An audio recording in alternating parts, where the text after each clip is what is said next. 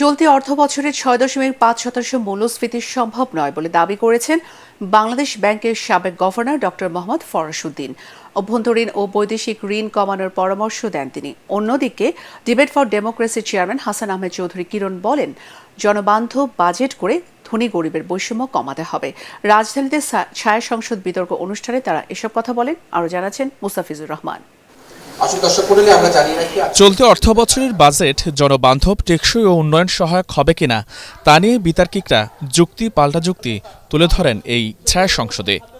সরকারি দল বাজেটের নানা সম্ভাবনার কথা শোনালেও বিরোধী দল তুলে ধরে বিভিন্ন সমস্যা।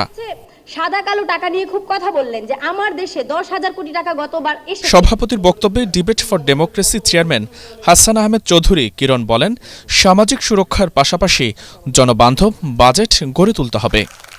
ধনী গরিবের বৈষম্য কমিয়ে আর্থিক খাতে শৃঙ্খলা ফেরানোর জোর দেন তিনি।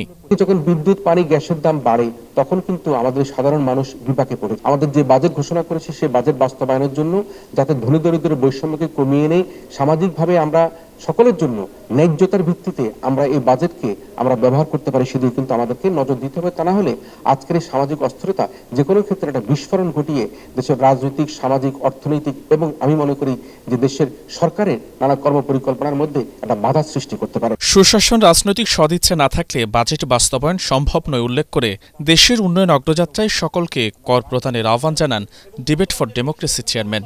যতক্ষণ পর্যন্ত আমরা দুর্নীতি, অন্যায়, স্বচ্ছতা, জবাবদিহিতা এবং বিশেষ করে আমরা রাজনৈতিক সদিচ্ছা নিশ্চিত করতে না পারি তাহলে কিন্তু বাজেট বাস্তবায়ন করা কঠিন হয়ে যাবে। নেপাল, পাকিস্তান, শ্রীলঙ্কার কথা ধরি তাহলে সেই সব দেশগুলির তুলনায় কিন্তু আমাদের কর দেবার দেশের পরিমাণ হার কম।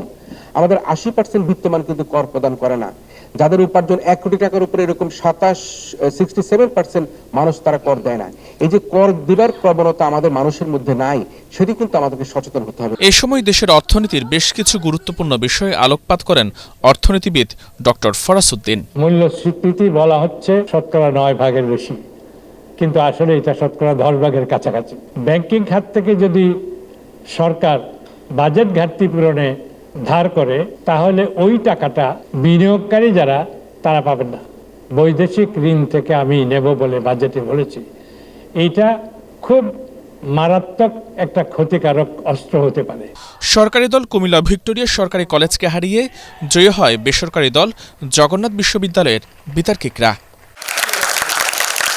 মুস্তাফিজুর রহমান, এটিএন বাংলা, ঢাকা।